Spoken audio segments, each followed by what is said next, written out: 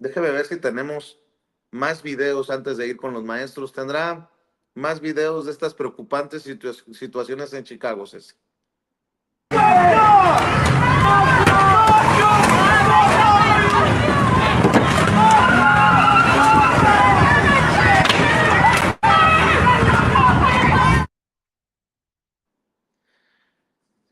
Bueno, le digo que esto está a una cosita de salirse de control, pero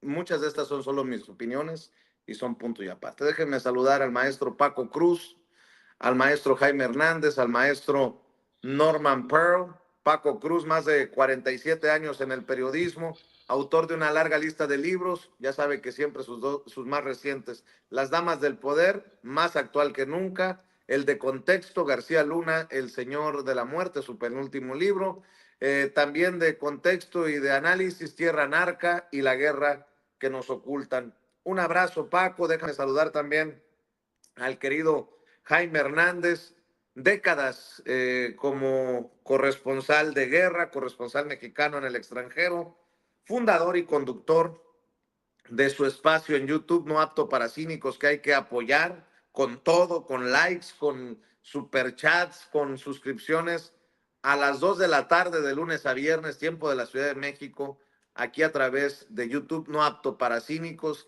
Los saludo con mucho respeto, con mucho cariño, gran amigo de Sin Censura, y Norman Pearl, que encabeza con estos dos señores el duelo de bastonazos todos los días de 7 a 9 de la noche en el canal Norman Pearl TV. Ahí están en este duelo de opiniones, de análisis, desmenuzando la noticia de 7 a 9. Un abrazo, Norman. Mi querido Paco, pues entiendo que se me vienen encima muchas críticas por mis opiniones, pero cada vez son más preocupantes las imágenes, y conociendo a la gente de Chicago que no se deja, la gente de Chicago pues, que es echada para adelante, pues la cosa no pinta nada bien. Pero bueno, ante eso, la secretaria de Seguridad Nacional, Kristi Noem, señala que ahora Estados Unidos se enfrenta a los cárteles de la droga porque están ofreciendo hasta recompensas por cazar agentes de ICE. Eso es lo que se han sacado ahora de la chistera las autoridades. Eh, Dicen que son blanco de los cárteles de la droga, que están ofreciendo recompensas por literalmente cabezas de agentes de ICE, algo así. Ahora dice Kristi Noem, echándole más leña al fuego. Eso, más el gran discurso, el gran informe de la presidenta ante el pueblo, en el que reconoce al presidente Andrés Manuel López Obrador y en el que le mete un par de coscorrones a la oposición empresarial, mediática y política. Mi querido Paco, buenos días. Vicente, buenos días. Jaime, buenos días. Norman, buenos días. Mira, Jaime y Norman seguramente siguieron el discurso y la concentración de la presidenta. 400,000 personas, ya nos dice la presidenta, tiene el control político de este país y de Morena. La presidenta lo superó hace mucho. Lo de Kristi Noem, mira, pues ya enloqueció. Ya enloqueció Kristi Noem, porque además está poniendo la vida de los agentes de ICE muy barata, la verdad, y los cárteles cuando se trata de algunas cosas no son tan pichatos, así que está enloquecida Kristi Noem, pero mira, las imágenes que mostrabas de los migrantes, creo que, no creo, estoy convencido que es lo que hay que destacar, primero que nada, porque yo recuerdo mucho el último discurso de Ronald Reagan en la Casa Blanca, acompañado por su esposa. Ronald Reagan decía, entre otras cosas, que muchos países del mundo podrán tener muchas cosas, eh, este, podrían tener muchas cosas, muchos atractivos, pero Estados Unidos tenía una que nadie podía igualar, que cualquier persona de cualquier país podía llegar y eventualmente integrarse a los estadounidenses y convertirse en estadounidenses. Ese mundo idílico de Ronald Reagan ya se murió, ya no existe. Ya no existe hace mucho, y habiendo dicho eso, sí, mira, bueno, primero de las autoridades mexicanas sí tendría que haber una presencia más, no pueden intervenir, eso lo sabemos, absolutamente. No pueden entrar no pueden entrometerse en política interna de Estados Unidos. Pueden tener presencia más en el consulado, en los consulados de ciudades complicadas. Claro que sí pueden y estar al pendiente de todo, pero como decía Juan Ramón de la Fuente, supongo que están esperando un agravio directo. No sé todavía qué es eso de agravio directo. Supongo que, no lo sé, Vicente, verdaderamente no puedo entender. Así que si tenemos un fiscal florero, ahora tenemos un canciller florero también. Y yo, fíjate, me pregunto, Vicente, Norman y Jaime, me pregunto, ¿todavía tenemos embajador en México? Era un tipo de TV Azteca, ¿no? No sé si tengamos embajador de México en Estados Unidos, hace mucho anda perdido, anda desaparecido o anda de florero. Y bueno, con eso ya decimos lo que pensamos de las autoridades mexicanas. Sí debían tener una mayor presencia a través de acompañamiento a los cónsules, por ejemplo, ahora el de Chicago, se sabía desde el martes pasado que iba a haber represión, pero te platico eso. Primero, rapidísimo, lo voy a tratar de sintetizar. Sabíamos que iba a haber esto. Primero, el anuncio de la creación de la Gestapo o la consolidación de la Gestapo o a través de miles, cientos de 165 mil millones de dólares para la seguridad interna y la mayoría para ICE, contratación de miles y miles de agentes sin ninguna capacitación, sin nada. Así que, y el blanco primario son los mexicanos, por el número, no quiere decir que otros no. Pero también quienes te dicen en parte ahí que Estados Unidos debe resolver sus problemas o los estadounidenses, en parte también tienen razones y todos tenemos un poco de razón. Estados Unidos está viviendo una guerra personal, la guerra personal de Donald Trump, que se divide en dos. Una guerra étnica, claro que sí. Violenta, sí. Salvaje también. Su guerra étnica la anunció desde campaña. La limpieza a la sangre blanca. No le engañó a nadie. Dijimos, va a ser violento, va a ser salvaje, y así ha sido. Y va a ser peor todavía, en la medida que su agenda política lo requiera. Y la segunda es esa. Tiene una guerra por la agenda política contra los demócratas. Es clarísima. Tú recuerdas desde el martes pasado, en la reunión de Pete Hegseth y Donald Trump con la mayoría de la cúpula militar en el resto del mundo fuera de Estados Unidos, los llaman y les advierten, les leen las cartillas y les dicen que la guerra ya no es hacia al exterior, que tienen una guerra interna, que su país ciertamente está inmerso en un conflicto armado contra los cárteles, pero que ahora es una guerra interna, y esa guerra interna incluía un ataque frontal a las ciudades y estados gobernados por por los demócratas. Así que a su guerra de los cárteles se sumó esta. Y tiene razón, que desde su punto de vista política, el dólar en el mundo se ha depreciado y en sus reservas mundiales se ha depreciado como no esperaban, 56.3%.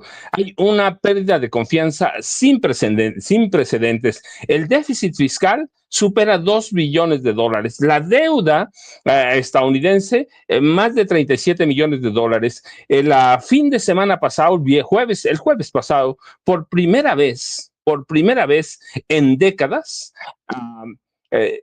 Estados Unidos perdió su calificación AAA. Ya la había con Moody's, con la calificadora Moody's, que a ellos les interesa mucho, a nosotros no nos interesa mucho, pero a ellos sí.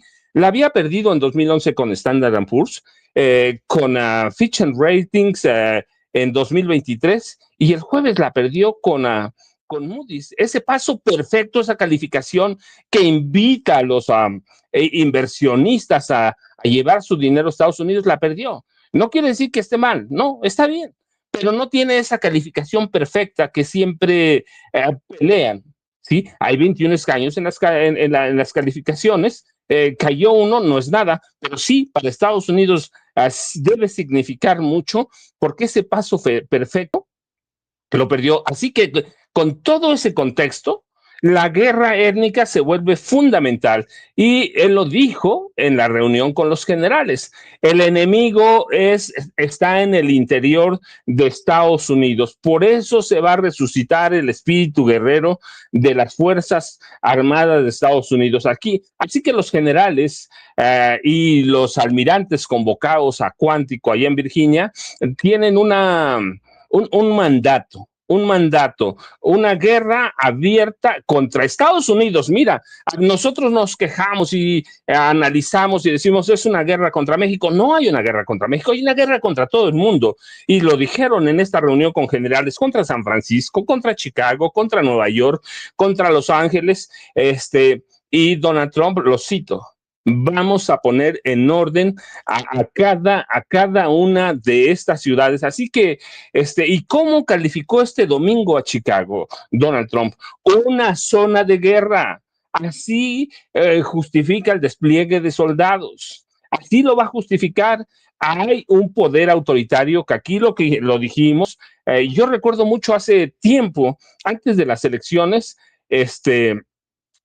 Jaime Hernández hacía un pronóstico, pedía no votar contra Donald Trump, y seguramente no se acuerda, pero Jaime pedía no votar contra Donald Trump, y yo decía, va a ganar, ¿por qué? Va a ganar porque están en ese humor, sí, quizá la mitad de los estadounidenses apoya a los migrantes, pero la otra mitad no. A pesar de todo, a pesar de todo, sé que Estados Unidos ya perdió mucho, Trump ya perdió mucho de su apoyo inicial, Vicente, pero están en una guerra y no es solo guerra contra México.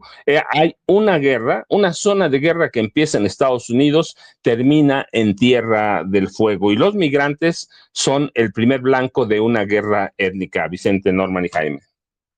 Así es, mi querido Paco, sobre el informe ayer con un zócalo a reventar, sobre lo que está pasando a punto de reventar también en las calles de Chicago, de Portland y de diferentes ciudades de Estados Unidos. Mi querido Jaimito, ¿cómo estás? Buenos días. Good morning, caballeros, ¿cómo están? Les saludo en este inicio de semana a mi querido Norman, a mi querido Paco y a ti, querido Vicente. Mira, yo entiendo esta indignación y que es fruto de la impotencia de todos nosotros ante esta marea de acciones realmente que alarman a la comunidad, pero no solamente a la comunidad mexicana o la comunidad migrante, sino también a defensores de derechos humanos que ven con preocupación el uso de tácticas realmente militares, el uso de helicópteros, pero también hay que verlo en el contexto más amplio porque precisamente esta misma mañana una juez federal le ha ordenado al presidente Donald Trump eh, que mande más tropas al estado de Oregon bajo el pretexto de que hay protestas incontrolables. Donald Trump está echando mano del ejército, de las peores tácticas militaristas, lo mismo para agredir a comunidades que no comulgan o que no respiran por la vena republicana o conservadora. Realmente es muy preocupante lo que está pasando en Estados Unidos. Hace unos días yo veía, hay una página web de abogados especializados en derecho internacional que ya califican lo que está ocurriendo en Estados Unidos como crímenes de lesa humanidad. ¿Y por qué lo califican así, estos crímenes de lesa humanidad? Porque no solamente por el uso de tácticas militares, sino por las deportaciones de ciudadanos que han ido a parar, mexicanos entre ellos, al sur de Sudán, a una nación de Sudáfrica que casi nadie conoce, a El Salvador. Incluso sugieren que estas tácticas de deportación y maltrato califican como crímenes de lesa humanidad y pueden hacer a Donald Trump responsable y puede ser citado por la Corte Penal Internacional. Es muy cierto que tanto Estados Unidos como Israel, fíjate, esto es una cosa muy interesante. Estados Unidos no ha suscrito, no es signatario de la Corte Penal Internacional, igual Israel no la reconocen, pero se da la circunstancia de que los ciudadanos de terceros países que se están viendo afectados, México, todos otros estos países, sí son signatarios. Por lo tanto, esta definición de crímenes de lesa humanidad aplica y Donald Trump, por ejemplo, en el futuro podría ser citado por la Corte Penal Internacional como responsable de crímenes de lesa humanidad, a pesar de que Estados Unidos no sea signatario. Esto lo contempla el derecho internacional. Si ustedes y yo, por ejemplo, como mexicanos, se ven afectados, evidentemente Estados Unidos no tiene por qué responder, pero cuando, por ejemplo, a ustedes, por ejemplo, lo que acaba de ocurrir frente a las costas de Gaza, que también Estados Unidos tendría que responder ante la Corte Penal Internacional. ¿Por qué? Porque las tropas de Israel y Estados Unidos, en combinación con ellos, coordinados con ellos, abordaron embarcaciones de banderas de naciones que sí han firmado con la Corte Penal Internacional. No sé si me estoy dando a entender, pero creo que es importante esto, las implicaciones que puede tener toda esta campaña de violación a los derechos humanos que se están registrando en Estados Unidos en el marco de esta campaña de odio y racismo contra los migrantes. Ahora, en el caso del secretario de Relaciones Exteriores, es bien sabido que yo entiendo tu enojo, tu cabreo, Vicente, pero a ver, qué haría Juan Ramón de la Fuente estando en Estados Unidos tratando de, no puede hacer nada, nada? ¿Por qué? Porque Estados Unidos es una nación soberana y desafortunadamente México no puede hacer nada más que ofrecer asesoría, ¿no?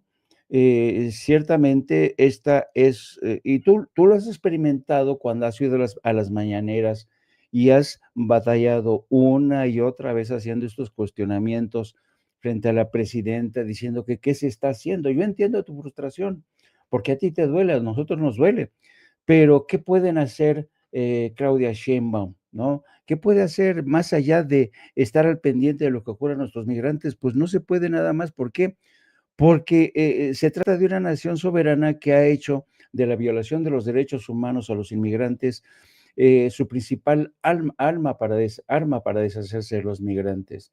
Yo creo que estamos viviendo tiempos inciertos, hemos entrado en un territorio nuevo, donde incluso el gobierno de México tiene muchas dificultades para ver cómo lidia con este tipo de problemas. No puede pelearse abiertamente la presidenta con Donald Trump por este tipo de acciones. ¿Por qué? Porque en juego están otro tipo de cosas. La Secretaría de Relaciones Exteriores hace lo que puede. Bien, es cierto que podría hacer más y es cierto que los funcionarios, no todos, pero muchos funcionarios de Relaciones Exteriores tienen una fama de exquisitos que nadie se las quita y que les da no sé qué, meterse en defensa de los migrantes, pero saben muy bien que no pueden ir más allá de ofrecer asistencia consular.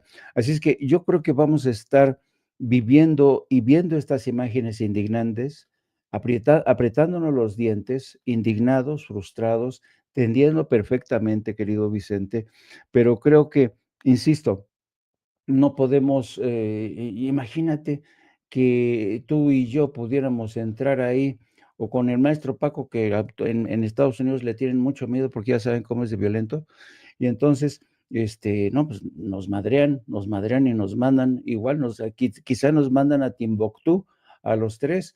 Así es que no, yo creo que hay que ver estas cosas no con resignación, ¿no? Porque yo jamás voy a reclamar la resignación cuando se trata del sufrimiento de nuestros hermanos, pero sí con más solidaridad, empatía. Ay, no, nada más ver estas imágenes, a mí de verdad, francamente, no las tolero, no las soporto, no lo soporto el maltrato de nuestros paisanos, pero hay que entender realmente que el gobierno de México, en muchos sentidos tiene las manos atadas y solamente puede dar ayuda en la medida que la legislación, internacional se lo permite. Buen punto, Jaime. Por eso también es importante platicarlo, conversarlo. Y es que a lo mejor más allá de que vaya a protestar, que el hombre más importante de las relaciones exteriores de México esté ahí para apapachar, acompañar, incluso consolar a las familias, creo que mandaría un mensaje en este mundo de señales. Pero bueno, esa es solamente mi opinión. Esa es solamente mi opinión. Saludemos también a Norman Pearl, que ya también nos deja sus comentarios, sus opiniones sobre este y el tema que vayan decidiendo, mi querido Norman. Hola, ¿qué tal, Vicente? Buenos días a los maestros Jaime y Paco, y por supuesto a la inmensa audiencia de Sin Censura que se suma a cada momento. Pues mira, hay muchos temas al respecto. El tema precisamente de Chicago, pues a mí me duele, no solo porque tengo mucha familia en esa ciudad, es una ciudad que recuerdo con mucha nostalgia, con mucha alegría, porque yo viví de los 9 a los 12 años de edad en aquellos rumbos y fui muy feliz, tuve una infancia muy feliz y esta fue acompañada por Chicago, ¿no? Yo creo que Relaciones Exteriores nos ha dado muestras de sus, no hablo de incapacidades, hablo de sus limitaciones terribles. Por ejemplo, hemos visto recientemente cómo detuvieron barquitos, lo comenta el maestro Jaime Hernández, en aguas internacionales. El mundo, pues sí, el mundo se queja, el mundo dice Israel está mal, etcétera, etcétera. Pero cuando vemos, por ejemplo, la participación del embajador de México en Israel, pues simplemente se limita a visitar a quienes están detenidos, que son mexicanos, a los 6, y su expresión es: estaremos buscando una salida oportuna, estamos buscando que tengan medicamentos, que tengan alimentos, y hasta ahí, ¿no? En lugar de que asuma una posición más proactiva y diga, bueno, tenemos que denunciar a Israel porque cometió un ilícito, porque los detuvo, ¿no? En aguas internacionales, porque los secuestró y porque los tiene detenidos. Es decir, debe de levantar la voz y decir, esto no es posible en un concierto internacional. Lo mismo está pasando en Estados Unidos, en donde nosotros vemos que Trump elige ciudades demócratas, pero más allá de que sean o no demócratas, creo que lo importante es que Trump está dando rienda suelta a un odio en su persecución contra nuestros paisanos, ¿no? Chicago, lo sabemos muy bien, es una ciudad que tiene alrededor de 1,5 millones de mexicanos de varias generaciones, y Chicago pues, siempre se ha significado como una ciudad fabril en su momento, que dio empleo a tanta y tanta gente y que fue un gran atractivo para todos nuestros paisanos. Esa persecución que se hace, que la hizo Los Ángeles también, que la hace en San Francisco y que la hace en ciudades aparentemente demócratas, insisto, no es el tema ideológico. No es que sean demócratas, es que son mexicanos, es que son paisanos.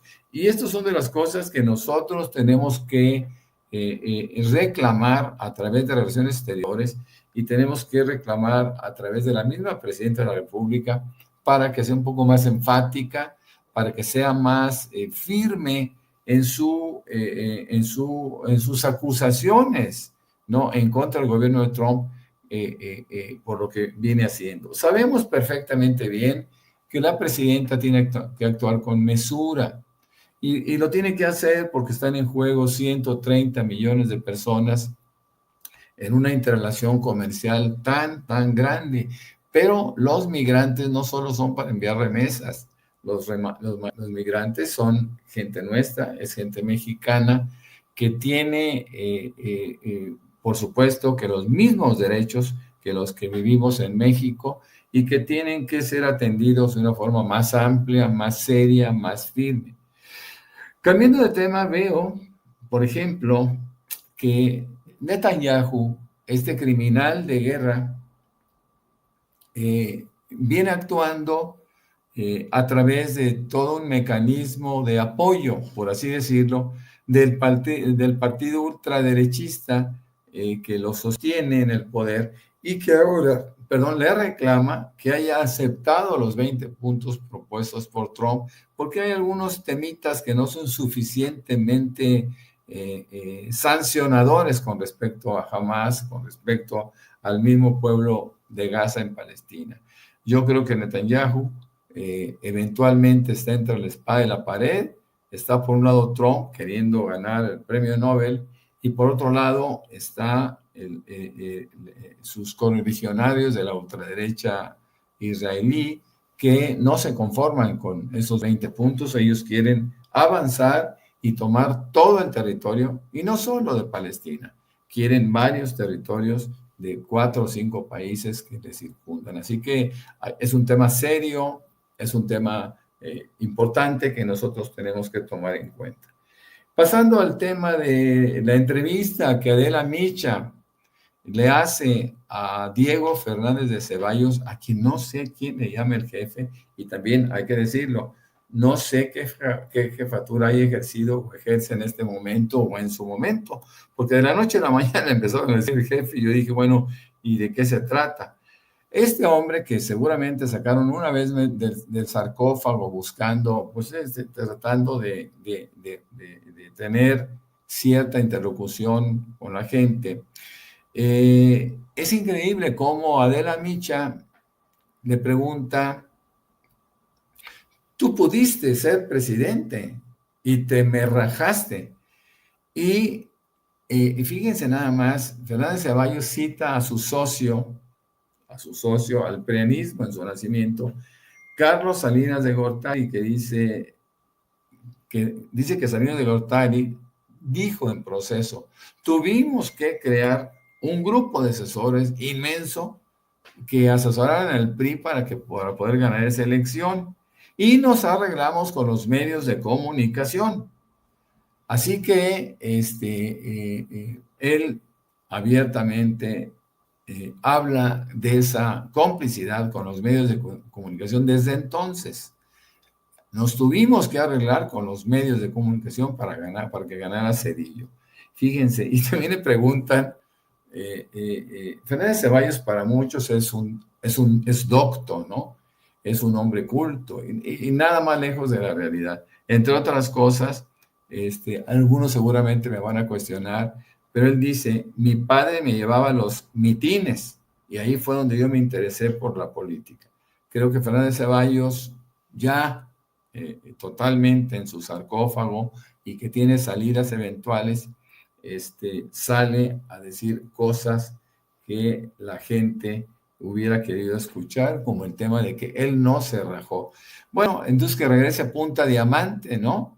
Y que lo haga por dignidad, porque ya a su edad debe de tener un acto de dignidad suficientemente complaciente con los mexicanos, ¿no? Es lo menos que podríamos esperar. Bueno, hay muchos temas todavía, pero no, obviamente no me quiero gastar el tiempo de mis compañeros y de la audiencia. Un par de cositas.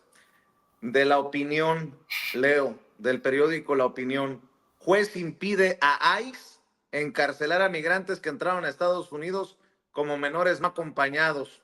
El juez del Distrito de Columbia, Rudolf Contreras, falló a favor de 2 grupos de defensa de los inmigrantes que presentaron una moción de emergencia. Este juez federal ordenó al Servicio de Control de Inmigración y Aduanas, ICE, por sus siglas en inglés, no tomar custodia de menores inmigrantes que ingresaron no acompañados al país para enviarlos a un centro de detención destinado a adultos una vez que cumplen 18 años. Este sábado falló a favor de 2 grupos de defensa de los inmigrantes que presentaron una moción de emergencia para detener los traslados, alegando que estos eran ilegales. Eso es una buena noticia por un lado. Sumando a lo que mencionabas del caso de los mexicanos de la flotilla global Sumut, querido Norman,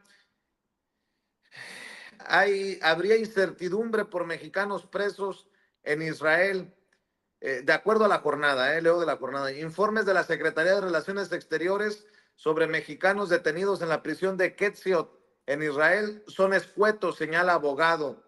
Los funcionarios de la Cancillería que mantienen la interlocución con los familiares y abogados de los 6 mexicanos que han ofrecido información precisa e individualizada sobre su estado de salud, condiciones carcelarias y situación jurídica, asevera David Peña Rodríguez.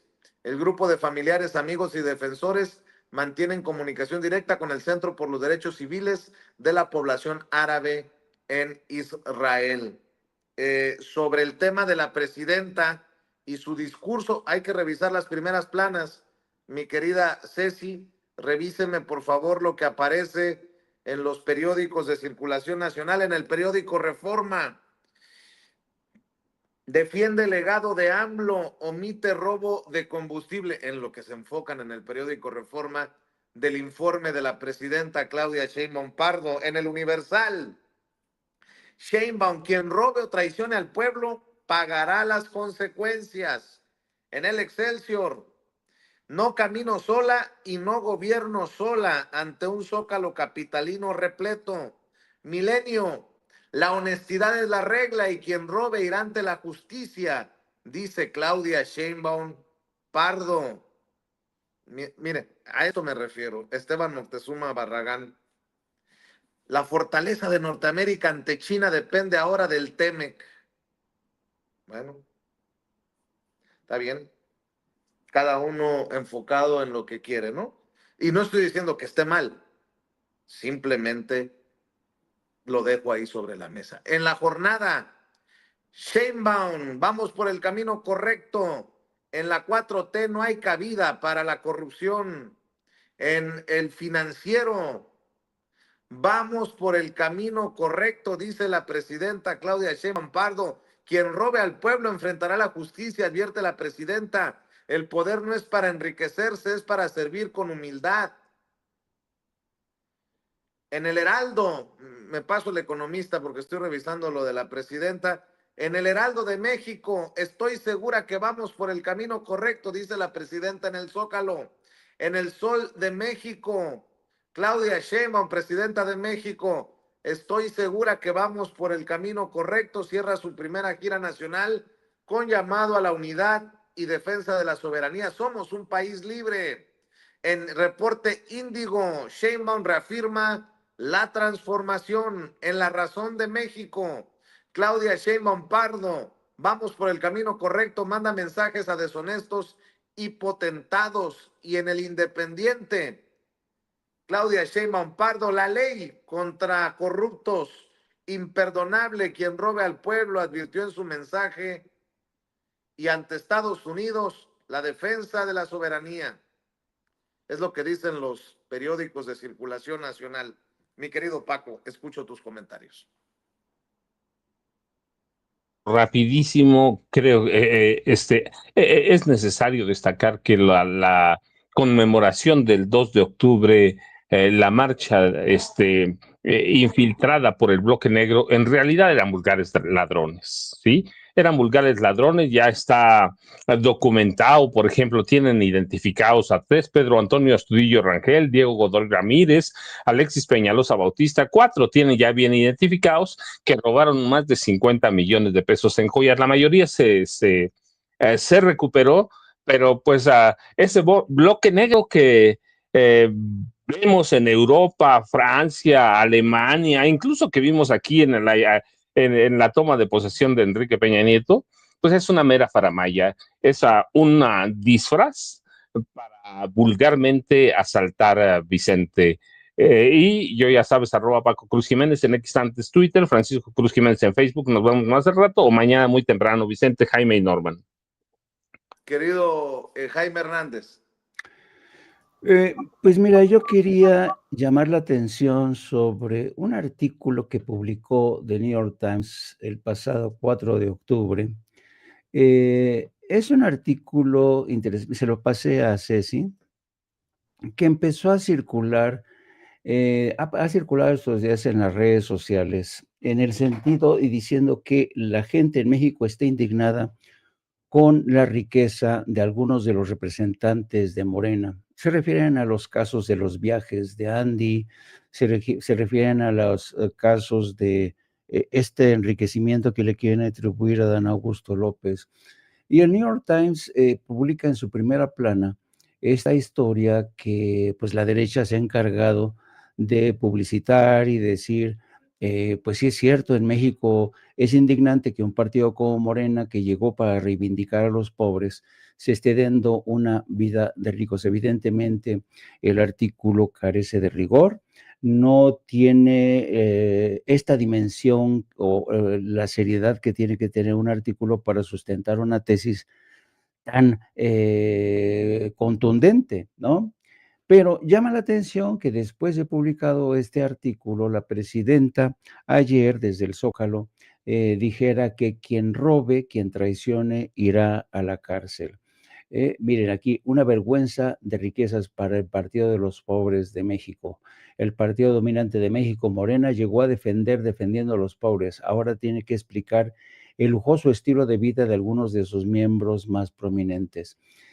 Cierto es que algunos, por ejemplo, incluso el propio Gerardo Fernández Noroña se ha tenido que defender por la compra de su casa que le costó 12 millones y que sigue pagando, por andar tripulando una camioneta Volvo. En fin, aquí hay algo más, aquí hay algo más. No es solamente una historia de blanco y negro en el que los de Morena ahora son ricos y se han olvidado de los pobres. No, esto no es cierto. Esto no es cierto, pero evidentemente esto le está haciendo el caldo gordo a una derecha que dice que Morena es parte de lo mismo que hicieron y el PRI y el PAN. Y yo creo que este tema, por fortuna, y lo cita el artículo, esta indignación que ha cundido entre ciertas militantes de Morena, por fortuna no tenemos elecciones de medio término, sino hasta el 2027, cuando también se juegan algunas gubernaturas. Pero yo creo que sí, Morena tendría que hacer una revisión de sus comportamientos. Yo creo que, como diría la canción de los Palancahuina, hay algunos funcionarios de Morena que sí se han sulibellado, se han dejado seducir por la vida de rico, y eso es lo que está causando resquemor entre algunas bases. Hemos también visto cómo el partido Moreno no solo ha incurrido en este tipo de pecados, sino que también está la disputa entre las distintas tribus, cosa que es normal, se produce en todos los partidos en el mundo, de repartirse el poder entre las distintas tribus, dejando al margen a mucha gente que creía que veía la posibilidad de formar parte activa de un movimiento de cambio y transformación.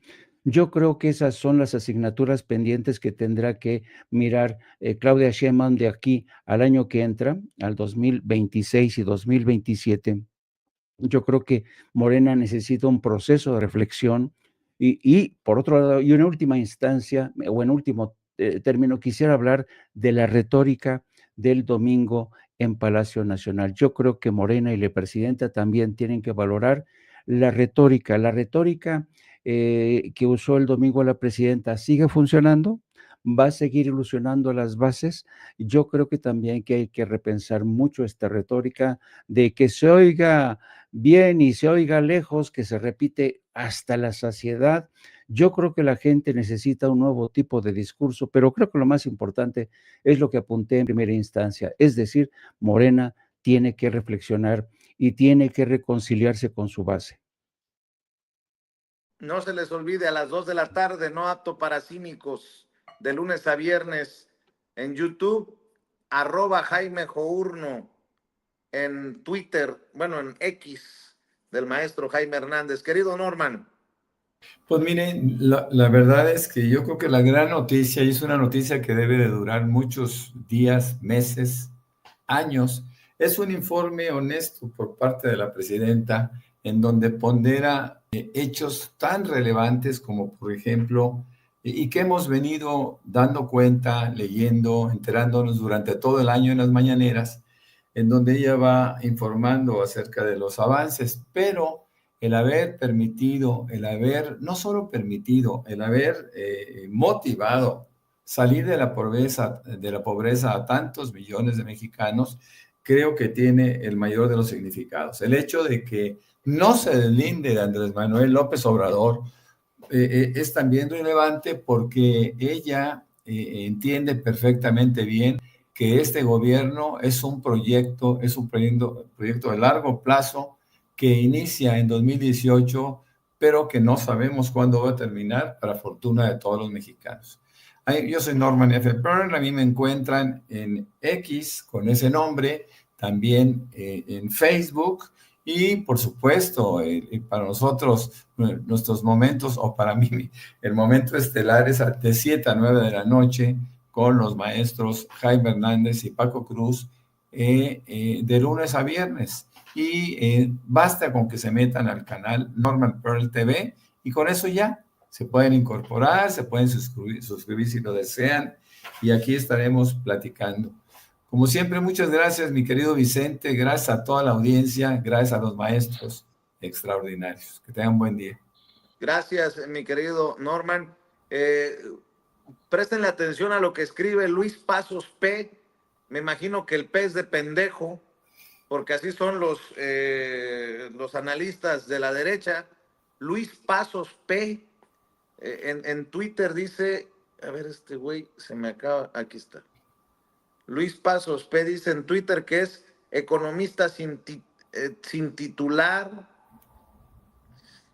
Bueno, dice que está comparando a Hitler, a Mussolini y a la 4T por las concentraciones masivas. Hagan ustedes el favor, pero bueno, nada más ahí se los dejo. Vicente es economista de bolsillo y de derecha, muy malo y peor para escribir. Así que Vicente es como si nadie hubiera escrito. Buenos días, ¿cómo están? Bien.